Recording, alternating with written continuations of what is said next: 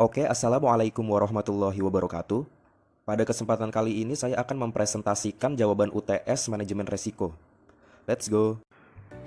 ISO 31000. Menurut ISO 31000 tahun 2018, manajemen risiko adalah suatu kegiatan organisasi yang terarah dan terkoordinasi terkait dengan pengelolaan risiko.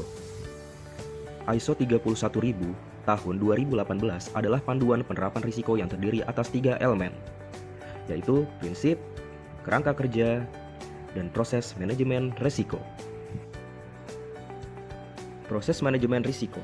Proses manajemen risiko SNI ISO 31000 tahun 2018 digunakan sebagai rujukan agar organisasi dapat menjaga konsistensi pelaksanaan tahapan proses pengelolaan risiko mereka, mulai dari penetapan konteks sampai dengan pemantauan, tinjauan, dan pelaporan masing-masing risiko yang dikelola. Proses manajemen risiko terdiri atas 6 tahap. Yang pertama, penetapan lingkup. Yang kedua, konteks dan kriteria. Yang ketiga, perlakuan risiko. Keempat, komunikasi dan konsultasi. Yang kelima, pemantauan dan tinjauan. Dan yang terakhir, pencatatan dan pelaporan. Asesmen risiko. Secara umum, asesmen atau penilaian risiko adalah upaya gabungan dari mengidentifikasi dan menganalisis peristiwa potensial yang dapat berdampak negatif pada individu, aset, atau lingkungan, dengan membuat penilaian atas toleransi risiko berdasarkan analisis risiko, dengan mempertimbangkan faktor-faktor yang mempengaruhinya. Manajemen risiko mempunyai 8 prinsip, yaitu terintegrasi, terstruktur, disesuaikan, inklusif, dinamis, informasi terbaik yang tersedia, faktor manusia dan budaya, serta peningkatan.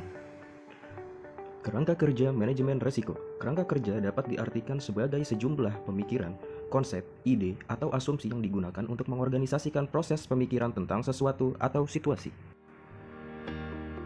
Kerangka kerja manajemen risiko mempunyai 6 komponen. Yang pertama, integrasi. Yang kedua, kepemimpinan dan komitmen. Yang ketiga, perancangan. Keempat, implementasi. Yang kelima, evaluasi. Dan yang terakhir, perbaikan. Mitigasi risiko. Mitigasi risiko merupakan pengambilan langkah-langkah untuk mengurangi kerugian yang dapat ditimbulkan dari dampak atas risiko. Karena wujud risiko belum diketahui secara jelas, maka perlu adanya pengelolaan risiko secara baik dan benar agar tidak berdampak pada kelangsungan proses bisnis utama. Perizinan berusaha berbasis risiko pada Undang-Undang Nomor 11 Tahun 2020 tentang Cipta Kerja. Perizinan dilakukan berdasarkan penetapan tingkat risiko dan peringkat skala usaha. Dalam bagian penjelasan, tingkat risiko ini adalah potensi terjadinya bahaya terhadap kesehatan hingga lingkungan. Itu sebabnya, sebelum mendapatkan izin, ada penilaian terhadap potensi bahayanya dari bisnis yang dilakukan investor. Dapat kita katakan bahwa dalam hal ini, beda risiko bisnis, maka berbeda izinnya. Perizinan bisnis dalam UU Ciptaker ini dibagi menjadi 3 skala. Yang pertama, bisnis risiko rendah. Untuk bisnis ini, izin yang dibutuhkan hanya satu, yaitu NIB. Ini merupakan bukti registrasi pelaku bisnis untuk melakukan usaha dan identitas atas usahanya tersebut.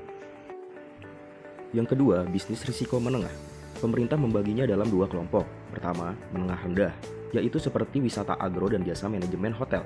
Yang kedua, menengah tinggi, seperti industri mesin pendingin ataupun industri konstruksi berat siap pasang. Izinnya hanya 2, yaitu NIB dan pernyataan atau pemenuhan sertifikat standar. Yang ketiga adalah bisnis risiko tinggi.